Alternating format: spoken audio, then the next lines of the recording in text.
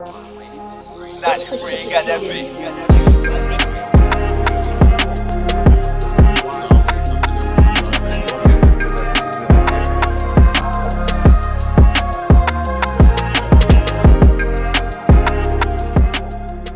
What's going on, family? It's your brother Lawrence here with another episode of Watch God Work. In every episode, we get the distinct pleasure to talk to a brother or sister that's doing exceptional work in every field of human endeavor. And today, I'm so grateful. Shout out to B More in the house to have my brother, Dwayne, Coach D Williams. What's going on, good brother? Man, what is going on? Hey, Lawrence, man, thank you so much for having me. I'm kind of ready for this conversation. I know it's going to be impactful and powerful because you're leading it, and I'm just here to supplement what you want to guide in this moment. So I'm grateful for this opportunity. Yo, man, no, I'm grateful to have this conversation. And you know, we were chopping it up offline, and I just said I feel something. It may just be me, but I don't think it's just me. I think that we're living in a time where I don't think it's just you, man. I don't think it's just you. Not by yourself in this one. Yo, there's an I feel there's just a movement of just in the community, right? Of that there's a need. People are seeing the importance and need of community, importance of family. But I think there's been a resurgence because of the nature of what's happened in this country. What's happened to the family, what's happened to specifically to our brothers and sisters, but specifically to our brothers, that there's been an invitation for brothers to reassume their purpose and place in the world. And one of the things that really drew me to your story was one, one holding down Be More, being a real native. You know, Be More don't play. They don't say DMV, say Baltimore, don't play around. You know what I'm saying? Do not play around, man. But two, beyond the kind of just real time in public service, having real valleys, obviously real mountaintops, there's been a specific focus in your work of giving brothers space to speak, to talk about their work, but also such a specific focus on for brothers around purpose. And you make space in the locker room, life, love, legacy. That's so important for brothers. And so when I see brothers that are making that space, that's first courageous, because a lot of times people don't care what we feel. But ultimately, because of just your journey, you are just through and through someone who is rooted in the community. And so I say that to say, I can't do it any better. I can't give you the sway in the universe. You could tell the story better than I can. So my brother, who is Duane Williams Jr.? Man, that's a very interesting question. And the best way that I can define him is, number one, he is a man that is led by the Spirit, but he is also a man who is not mastered being perfect. He has failed tremendously, but in his failures is where he's learned how to really get up and then get back on the saddle, get back in the fight, and then come to a place of understanding in his failures to help other people get to their success.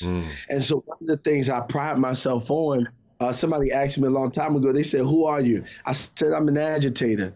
My sisters and brothers oftentimes said, you agitate people. People usually that I work with and people I've come across with, they said you're always agitating people. And it wasn't until most recently that I really came into the revelation of what an agitator is. An agitator is someone who provokes people from one place and pushes them into a next place. They agitate you, they move you, they push you. And so I'm an agitator, man. I'm a thought provoker. I'm a man who wants to serve wholeheartedly, because I believe that we cannot be the community that we are when there is a community that is headstrong. But we need everybody to play their part. We need everybody to put the work in. And so, man, I'm just a guy, man, who loves serving, who loves helping. I'm extremely passionate about probably all things that I do, not some things, but all things that I do. And most importantly, just someone who really want to spread the message of Christ through, not through church, not through just religious teachings, but through the act of giving, through the act of being a resource, through the act of helping people understand that outside of just me speaking words, that I'll be here to show up. So that's kind of the bulk of who I am. Yo, I appreciate it, man. I read, kind of, just view it as say taking the gospel just to live its living, right? Taking that to the street. Yeah. And I think that's important. I almost want to take it back to, I ain't gonna put your age out, but we all drink our water, so we're trying to stay young out in these streets, man. but you've had. I want to paint a picture of Baltimore, right? I think I grew up in Brooklyn, Caton, Flatbush, in the early 80s. That wasn't necessarily the easiest place to live, right? At that time before coming to Jersey.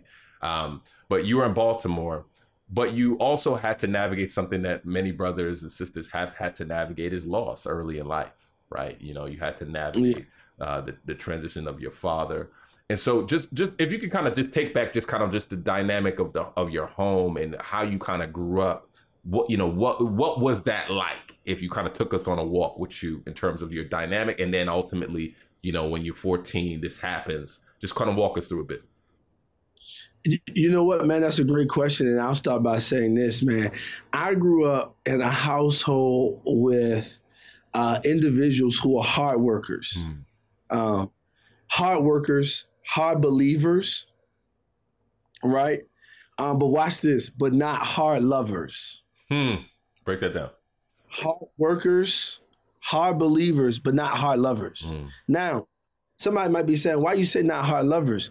Because I don't believe love is just paying the bills, supplying the need, making sure I have shoes and clothes on my back, but also being able to tell me that you love me.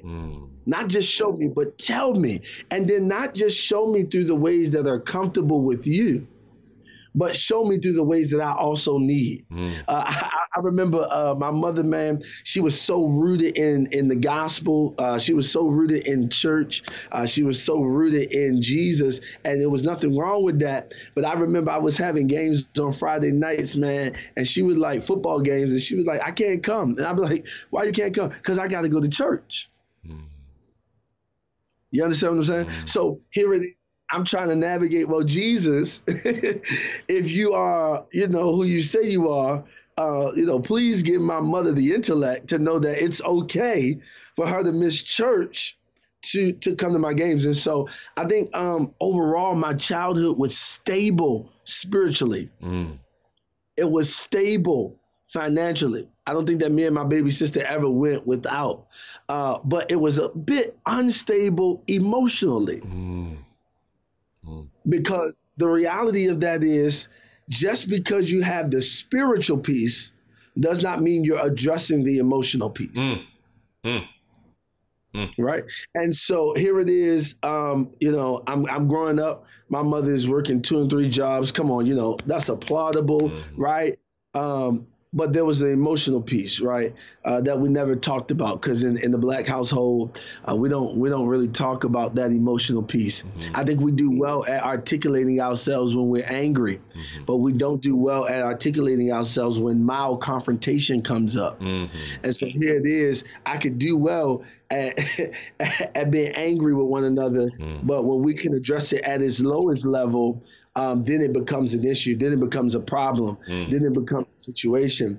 And so for me, man, growing up, it was strong spiritually. It was strong hard work ethic. It was strong the push for education, making sure that we, did what we needed to do in school, but emotionally there was a break, right? And I couldn't blame my mom. I had to go back and look at how my grandmother raised her, right? And look at where, my great-grand raised my grandmother. And so me taking the declaration that when I ever created my family, or when I ever created love with a potential woman that I thought was going to be my wife, that I would make sure that I'm overly expressive, because I never want them to walk away with this mindset that that all I have is action love. But I wanted to also be able to say that I can articulate my love. So it was definitely a challenging place, challenging from that aspect, but not even not to mention it was also very rewarding because I got to see my mother's hard work. Man, if you go back into any of my employee history, almost all of my bosses will tell you he a hard worker. He gonna work hard. Why? Because I learned it from moms. Dad had already gone on to heaven and to be with the angels.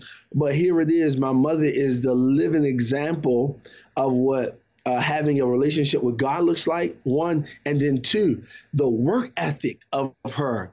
She worked to make sure if she had to take dumb jobs, stupid jobs, jobs that didn't even pay her value, she took those jobs, and I looked at how she did it, and it went into my life because I found myself gradually progressing at 14, 15, working at, the typical fast food. But as I progressed through life, being able to accept different jobs that paid different things, and her work ethic was unmatched. And so I kind of carry that same work ethic. And then last but not least, if we go into the city that I was raised, in middle school, I remember being a athlete playing soccer, and soccer seasons change. So you go from males to females. So I decided, hey, I'm going to help my coach female soccer. Well, we go to a game, a referee don't show up. They say, hey, can you referee? I said, fine. Man, we leave the game.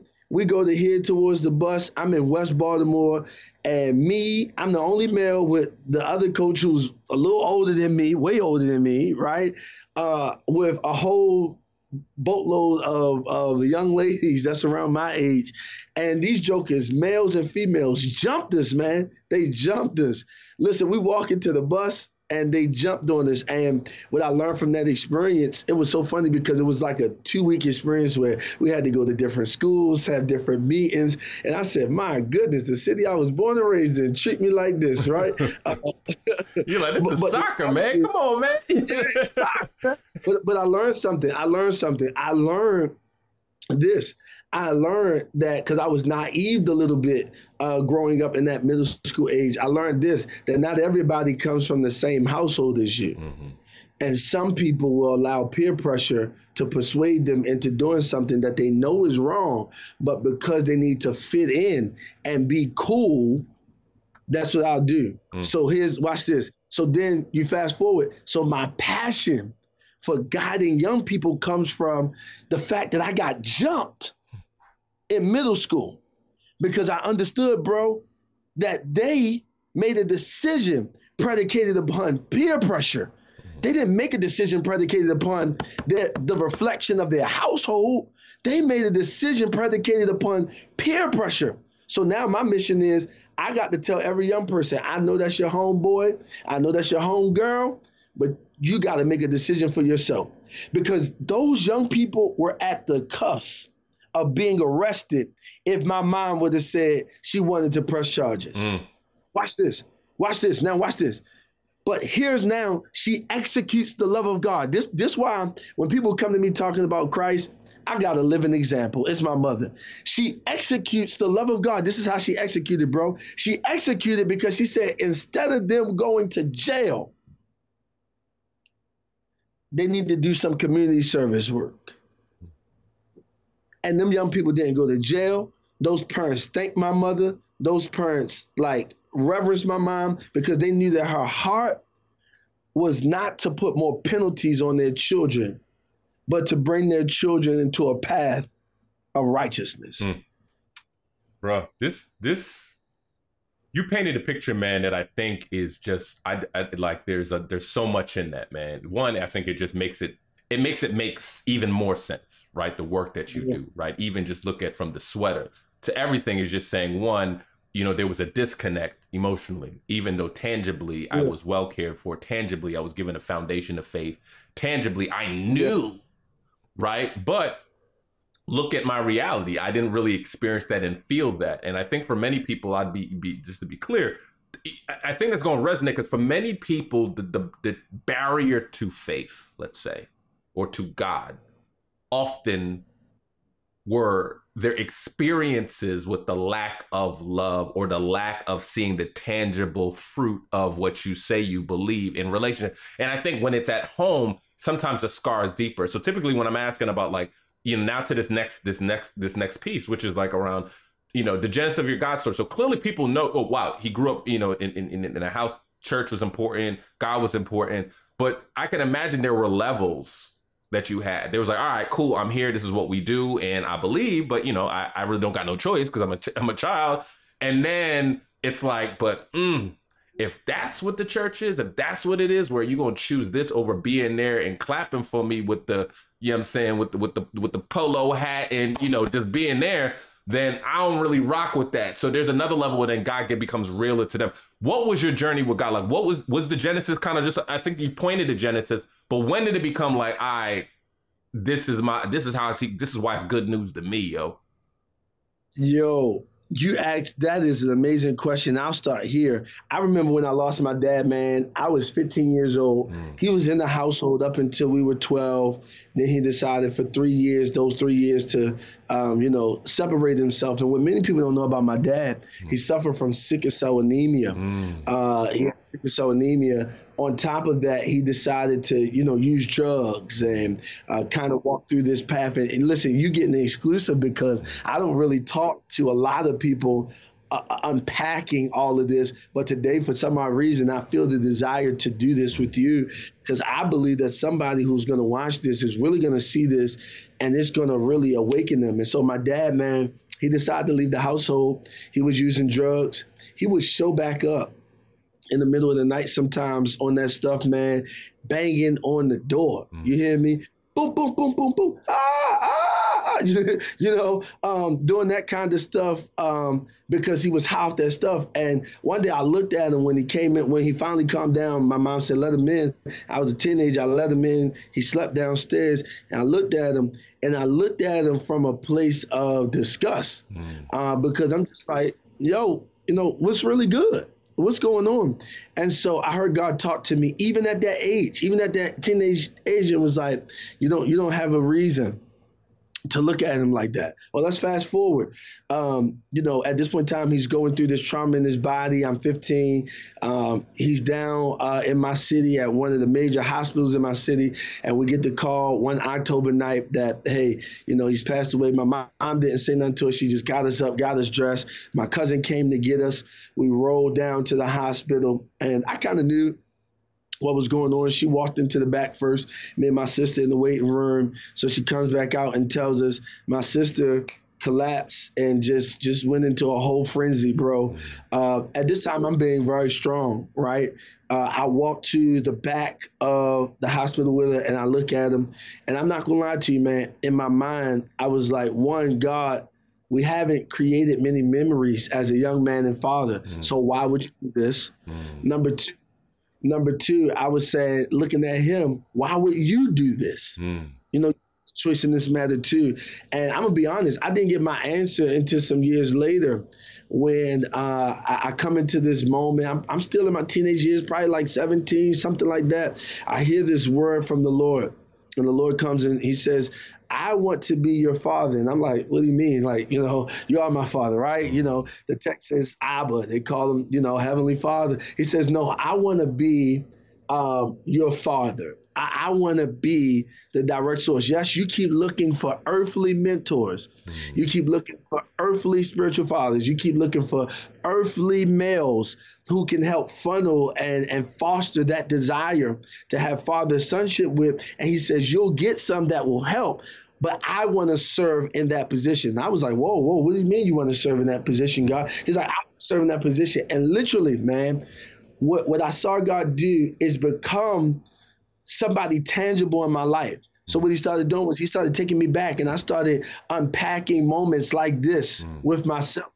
Why did I feel this way? What made me feel this way? Why did I respond this way? And I remember this, if I could back up, I remember for some odd reason I had to give words at my father's funeral, and I broke down crying like a baby. In that moment, I didn't understand what was going on. When I got a little older, I was able to articulate and say, I broke down crying like that because everything that I wanted from him could now not be fostered because he was gone. And so people ask me all the time, Lawrence, where do you get this passion for young men, mentoring young men? I said, it's because I didn't have it. Hear me. Yeah. I had some great men come along who served as mighty mentors in my life, and they did a fantastic job. This is the reason why I am the way that I am. I'm not taking any credit away from them, but my passion for it came because like I wanted it from my father. So I could have chose two paths. I could have chose the path where I said, I'm gonna let this fester me and go commit crime and go do the negative things, or I can take this and use it as a passionate moment. And so for me, where God became real was when I started seeing him take what I wanted in my life and using me to cultivate that in other men's, other children, even girls, other teenagers' lives. That's when I said, oh, hold up. This is real. This is real. I was going into schools, reading to kids, and kids falling in love with me. Lawrence, I don't know why. I don't know y'all. I don't know y'all. What y'all? I don't. But I understood what it was. What he was doing was he gave me a grace to infiltrate in their life so that I can help them see purpose, so I can help them see plan, so I can help them see what it looks like to have love, what it looks like to have compassion. He gave me that, and it was almost like he took the screw off of my brain and just dumped it all in there. It came from out of nowhere. That's the best. It came from out of nowhere. And so when people, ask me questions like this, one of the things I say, man, is, pain has a way of producing. It's what you do with pain that allows you to maneuver. Some people take pain and they let it shut up the valves of purpose. I took pain and I let it open up the valves. So many years, Lawrence, people tried to deem me as an opportunist or deem me as this, but what they didn't understand was, no, I wasn't an opportunist. I'm working hard to debunk and to break off of somebody else's life what I never want to feel. What I never want them to feel. And so, it's been rewarding, but it's definitely been a fight. Man, this is gonna help. This is gonna help people, and I love how this crosses everything. Meaning, whether you are a kind of CEO, young startup, well funded, yes, whatever, there is a part of everybody deals with pain. And a lot of times, even in doing work that I think people from the outside in would say is, man, this is meaningful, you're great, this is great. There's still the hunger that you hear from so many people, right? Purpose-driven life wouldn't have sold how much. People still hunger to feel like I lack purpose. And a lot of it is because they disconnect that from, at the end of the day, like, how are you serving people? And I think people are receptive to be serving, one, because of God and his hand, but also because it's genuine. They're like, this is so genuine. When you tell the story, it's like, I feel safe here because my man understands. Let me tell you something, Lawrence, and I know we probably got to go soon, but let me tell you how I view serving. I view serving as, what is it that you lack that you want to give to somebody else? Most people serve, watch this, to be noticed and to be famous. But I serve, and other people around this world serve, because there was a lack in their life that they genuinely want to see other people get. If we start serving people with what we lacked, I think we begin to take a different spin. Most recently, I'm on an app called Clubhouse. It's a great place to have and curate conversation. But I decided to get on Clubhouse and to do what I love to do. That's serve. since being on December of 2020, it is now April of 2021. I can literally honestly say with right hand up to God, we have given out over $10,000 in cash, products, and services. You know what that says to me? And you asked a valid question. You was like, man, how did God become so real to you? What God became to me was servitude. Mm-hmm.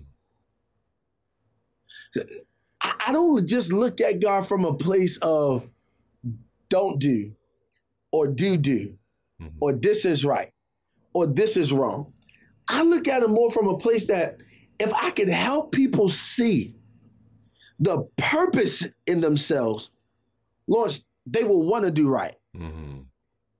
See, this is why I said when we got jumped, I had to go teach the children about who they were. Because if I can teach them who they are, guess what they would do, Lawrence? They would respond appropriately. Mm-hmm. Half the battle with us in our humanity is we really don't know who we are. What we know is what we want, but we don't know what we are. And what we are is more than just our skin color. What we are is the depths of who you are. Understanding that there are sometimes I can get upset. I can be petty. I can be confident. I can be this. I can be that. That's understanding who you are. Because when you understand it and address it and acknowledge it, Lawrence, then you can begin to move with the appropriate language, with the appropriate mindset. And I feel like so many people, man, they're right there, but we haven't had people to paint God from a different perspective. I got something on my page that I do, Lawrence, called Thought Provokers. Let me tell you what that is. It's a moment to address a topic, but to bring such a level of thought so that people can go, I never thought of it like that. When I'm mentoring, although I'm a Christian believer, when I'm mentoring young men who aren't necessarily in the faith, one of the things I tell them is they say, hey, Coach D, what's your belief on this? And I say, well, I believe according to my Bible, hey, wait until have sex until you're married, right? And they be like, man, why, man? Why, man? I mean, these women so beautiful, man. And I'm like, listen, I want you to hear me. And I walk them through what I believe in that moment so that they can draw a conclusion on their own. Jesus, when he is sitting down telling parables, he tells stories, Lawrence, so that people can draw a conclusion and then make a decision. He never force feeds you. What he does is he says, Lawrence, if there was a stop sign right here, what would you do? Oh, I would stop.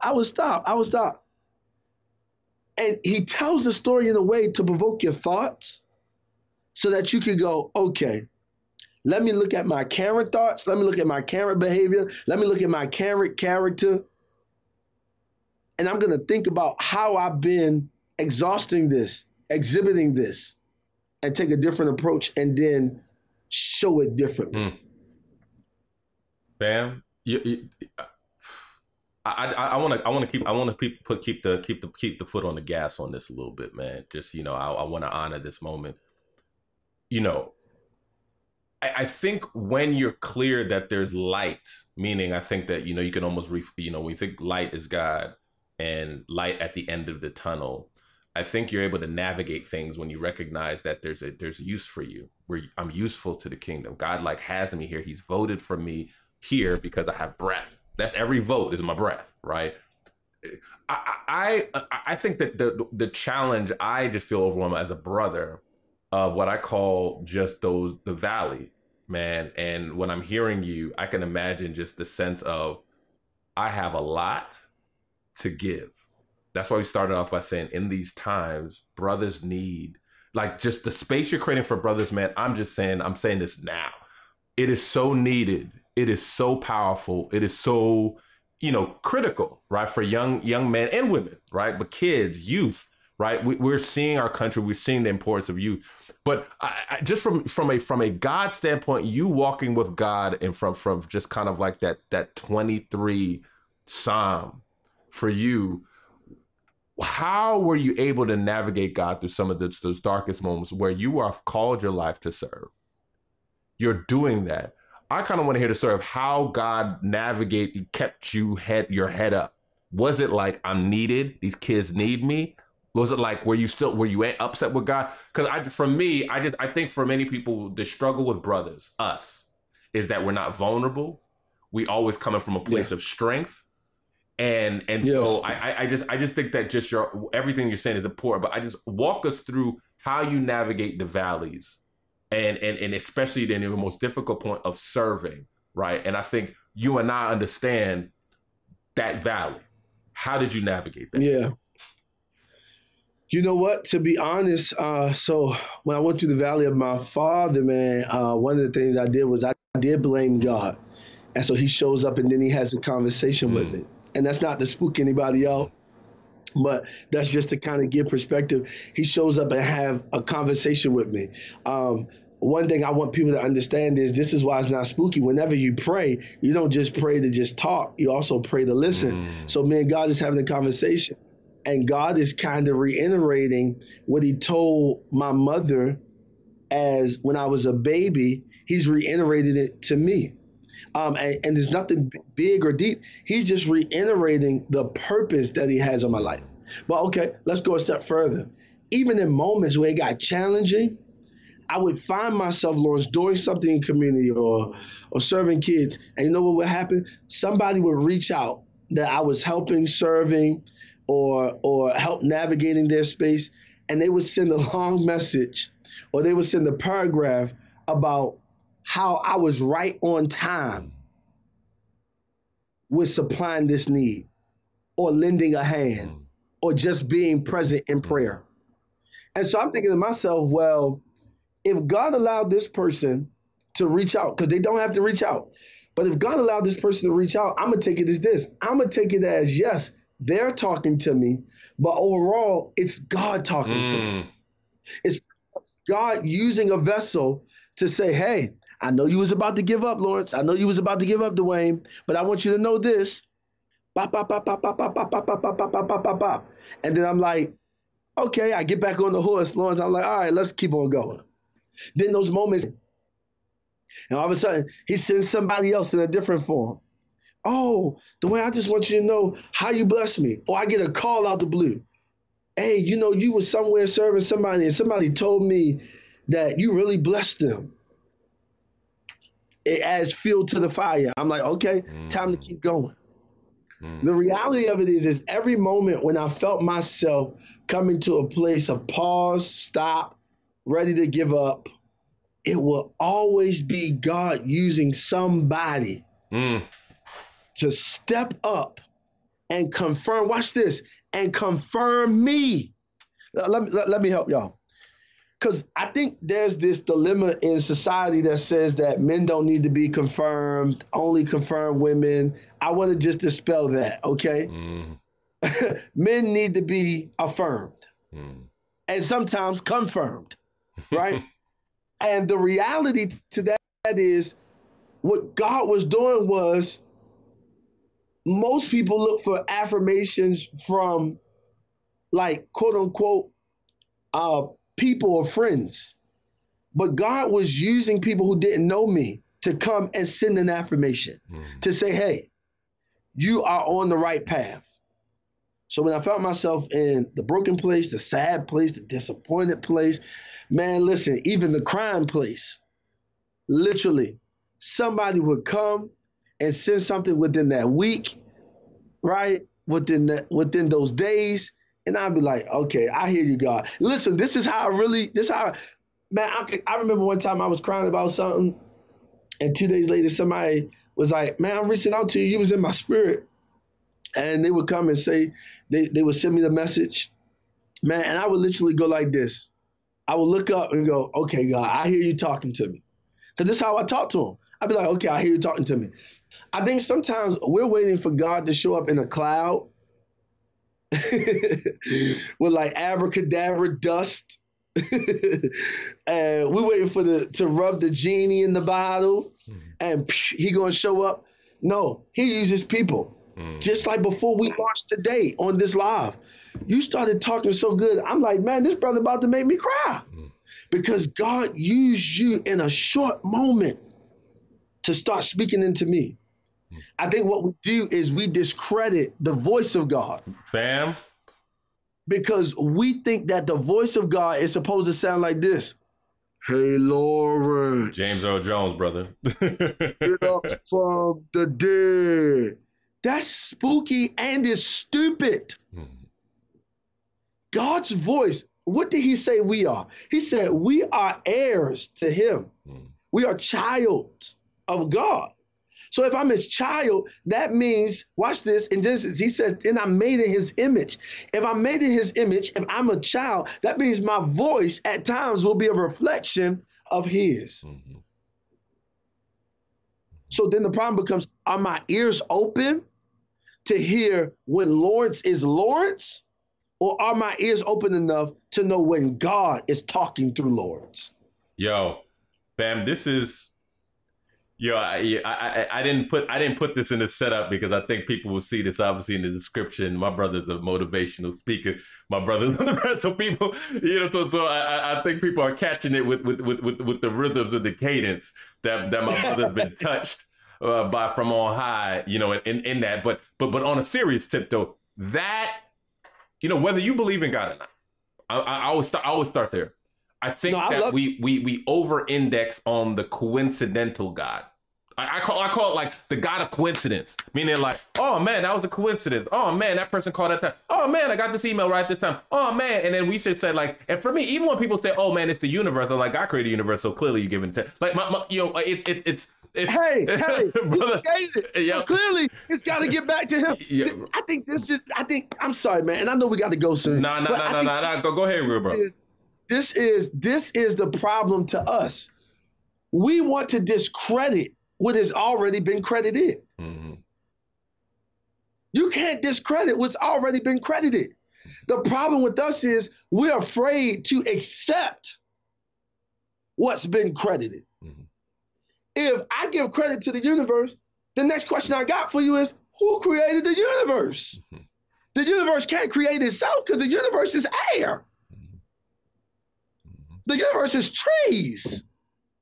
So I think what happens to us is we just get sidetracked because a part of us, when we're in a state of unbelief, does not really want to pay homage to what it really is. Watch this, because part of us have been diluted and a level of dysfunction has been put on us because of entities and people who said that they represent God, but they didn't represent them well.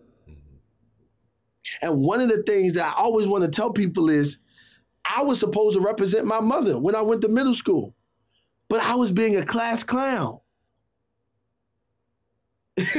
When I went to elementary school, I was supposed to represent my mother, but I was being talkative. I think oftentimes what happens to us is while we discredit what has already been credited is because we only look at the lens of our dysfunction and not at the lens of what is functional. What is functional is if you believe that you represent your mother, well, or your father or your legal guardian, ask yourself this question: how many times have you misrepresented them? So while I can beat up on churches that have not represented God in the community, in their light, right, in their space, I can only hold them there for so long, because then I got to take a personal look at myself and say, but where did I misrepresent God? Where did I misrepresent so if I take the correlation of my life and I take the correlation of that of God, I'm able to intertwine it, right? And say, here's where I need to grow. But the truth is, most people don't want to grow, man. They want to grow predicated upon their own cadence. You can't grow like that. You got to grow against being stretched outside of your cadence, outside of your comfort zone. I'm a digress. No.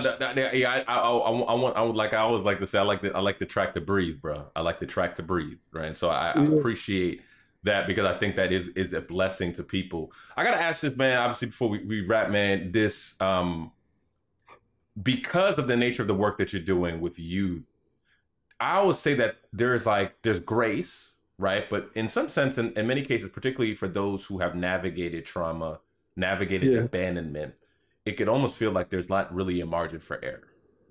Meaning that, you know, another kid, you've developed a relationship, and that's already, you're doing work that requires you to really be plugged into God, because you're pouring into so much. But reliance, right? Meaning, shoot, if I don't show up for that, now this kid is really trusts me, and now they need me. But if I fail them, or if I can't be there, so I just want to say, with one, just what is your? The question is, what is your rhythm with God? And how do you connect with God that allows you to manage that space where, you know what I mean, like they're really reliant, and you letting down, you have to really trust God to just be secure in a space where you're just like, oh my, I don't really have a margin for error. And then even beyond that, as you kind of move forward in this work, you know, what do you have coming ahead? Like, where's your mind around youth that you feel like is needed, and that where you're headed over in the near future? You know, here's my rhythm, man. My rhythm with God is just honest conversation. Yo, I have transparent conversation with God. Yo, let me tell you, here's what people don't know. Every time I get up to speak or to preach, the first thing I say to him is, God, I don't know what I'm saying today. And when I say that, it doesn't mean that I'm not prepared. But what I'm saying is, God, I don't know what I'm saying today. You brought these lips, you brought these lungs, so you pay for it now. And I can hear him laughing in my ear sometimes, like, boy, you stupid. Because this is how I talk to him transparently. I talk to him. I'm like, I don't know what I'm saying. You got to buy me today. This is on you. I just orchestrated it, but I orchestrated what I thought you wanted. So you got to bring this together. And not only that, also developing a level of real transparent prayers. Oftentimes people go into prayer and they keep asking for a bunch of stuff. No, sometimes I go into prayer and be like, Lord, where did I mess up yesterday? Where did I fail yesterday? Did I fail in my conversation with my mom? Did I fail in my conversation with my siblings? Did I fail in my conversation, you know, here? Where did I fail? Allow me to see that. And then watch this. Through the course of the day, I'm thinking on the failures. Because here's what I don't have to address. I do not have to address what I'm good at. Because that comes natural. But I want to grow. So in growing throughout the day, I'm thinking of the places where I failed and thinking how I can become better. Then, Lawrence, what I'm doing is I'm practicing it. So if I caught myself having a temperamental moment because of what somebody said to me, now I'm practicing it. Watch this, Lord. I'm intentionally looking for the next moment that somebody tries to bring me outside my character, because I want to practice now how to execute that better. Yeah. I think the transparency piece and the transparency piece, and I just think the honesty of how you speak to God, and also asking God to direct you in those areas that are not of strength, right? Your weakness. Yeah. I think is gonna help a lot of people. Bro, man, this, you know, we're gonna have to have a part 2 on this, because I think we just scratched the surface. Down. Yeah, man. I'm completely down. You have a yes from me. You just let me know the day and time. I'm completely down, because I do think that there's more that we can unpack. Yeah, yes, brother, for sure. Man. And I always say that's evidence, I think, and that's been all the conversation. I'm just like, yeah, I always get to that. I'm like, man, this conversation needs to continue. In the meantime, how do people find you? How could they support you? You know, where do they find you, good brother? They find me on IG at D Williams _Jr. They find me on Facebook at Dwayne, Duane Williams Jr. And I'm getting ready to drop a website on Monday. I'm excited. Right. It will launch on Monday, so we'll be able to put that out. But definitely on IG is the main important one. And then if they want to connect, they can connect through email at connectwithdwayne Duane, all one word, connect with Dwayne at gmail.com. My brother, man, I thank you, man. I just think on behalf of those who will listen to this and who have seen this, I just thank you for being faithful. I thank you for being honest around your story and giving your life to serve others in ways that, to your point, things that you did not receive, you are giving, right? And I'm grateful for that, man. And we need more and more brothers making space and also serving in real ways. So, brother, I thank you. I thank God for you, man. And this conversation shall continue, man. But all respect to you, good brother. I appreciate you, man. Thank you so much, man. Most definitely. Salute.